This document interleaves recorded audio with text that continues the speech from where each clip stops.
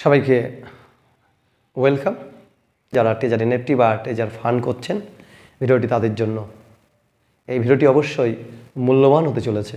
নতুন হয়ে থাকলে অবশ্যই সাবস্ক্রাইব এবং বেল আইকনটি অন করে রাখবেন, তাহলে পরবর্তী আপডেটটি আপনি সবার আগে জানতে পারবেন। সতর্কমূলক হতে পারে, এই ভিডিওটি সবারই একটা সুবার্তা দেবে।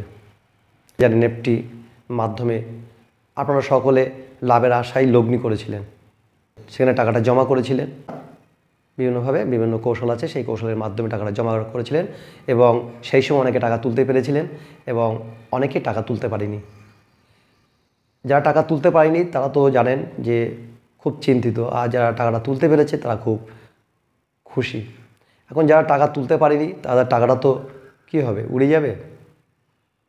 বা যারা টাকা সামান্য তুলেছেন এবং কিছু টাকা অবশিষ্ট আছে, তাদের টাকাটা কোথায় যাবে? এই প্রায় এক মাস কেউ টাকা তুলতে পারেনি। বাজারের একটা সবাই চিন্তিত ছিল, কিন্তু বর্তমানে দেখা যাচ্ছে যে টেজার এনএফটিটা টেজার ফান্ড নামে পরিচিত হয়েছে। যারা টাকা জমা রেখেছিল, টাকা তুলতে পারেনি, অর্থাৎ তাদের টাকা তো সব কোম্পানি দিতে পারেনি।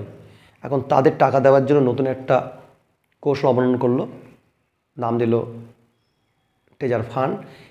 কী করলো, যে নতুন যারা ঢুকবে টেজার ফান্ডের টাকা ডিপোজিট করতে হবে, কোম্পানি বলছে, আমি বলছি না, কোম্পানি বলছে। এবং এই তখনই কিন্তু তার টেজার ফান্ডটা কিন্তু সক্রিয় হয়ে উঠবে। বর্তমানে আপনারা শুনছেন, জানছেন যে নতুন করে টাকা অল্প অল্প করে তুলতে পারছে।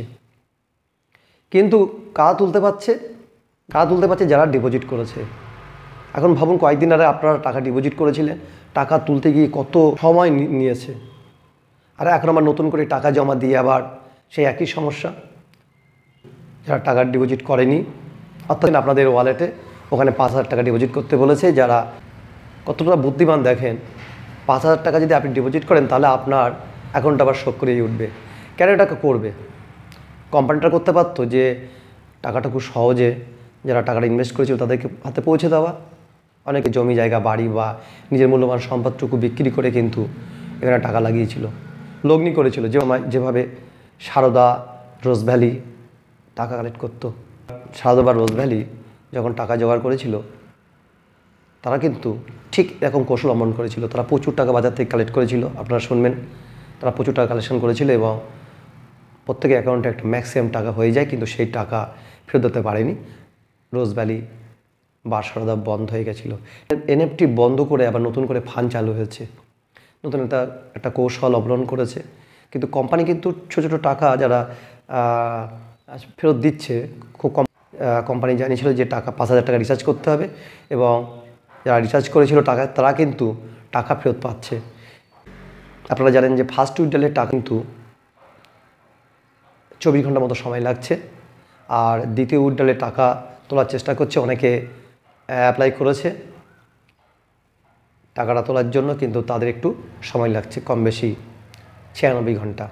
কোম্পানির নির্দেশে টাকা যারা ডিপোজিট করেছিল তারাই টাকা তুলতে পারছে, কিন্তু যারা টাকা ডিপোজিট করেনি তাদের কি হবে? তাদের স্টেকে কিন্তু লক হয়ে আছে।